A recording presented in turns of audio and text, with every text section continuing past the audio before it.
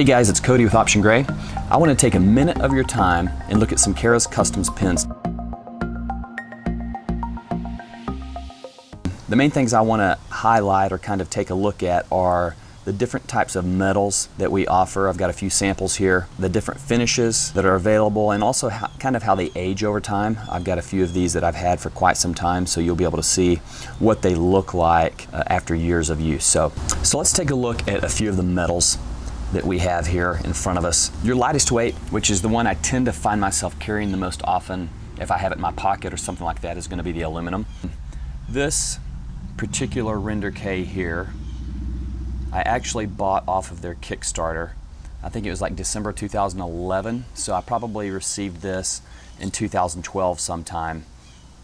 It has been my go-to pen for all of these years, and if we can get it in focus here, you can really see the amount of abuse it's taken. However, it's given it a lot of great character. Despite all the hard use, this thing has still maintained a great look and it performs flawlessly. So yeah, this Render K has been with me for a very long time. This is the aluminum, super lightweight, great to carry in a pocket. Overall, awesome pen. You can kind of compare that to a brass version that I have right here. This pen has never seen any polish. I don't really polish or clean up any of my metals. Some people do, and that's awesome. I'm probably too lazy for that, so I just let them age as they will and just use them. So this is what a brass could possibly look like over time. It's got some nice patina there.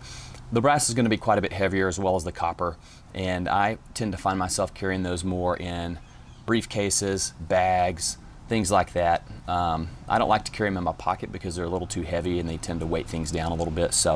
But the brass has a really cool look to it, especially as it ages. You can see the difference here in a newer brass and one that has aged for a while. A little bit darker, not quite as shiny and bright. Both of them look very cool nonetheless.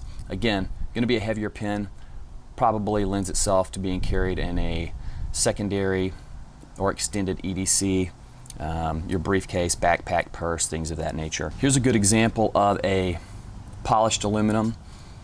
This thing has seen very little use outside of the office, so it's still got a nice look to it. Again, this would be a great one to carry in a shirt pocket or something where you want something a little bit lighter weight. Really great look to it.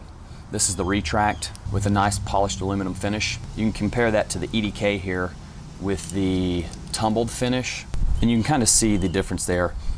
The EDK and the tumbled finish just has more of a matte look to it, or a subdued look, whereas the polish has a more refined look. So depending on your preference, I'm sure you can find one of those finishes that will suit you. This is another pen I've had for a long time. This is my Bolt in the copper. Again, I've never polished this thing, anything like that. I've just used it, and it has really acquired a nice look. This is going to be a heavier metal than the aluminum, so I find myself carrying this, again, briefcase, things like that. But awesome pen, really turns a lot of heads. I get a lot of questions about it whenever I use it, so really cool finish.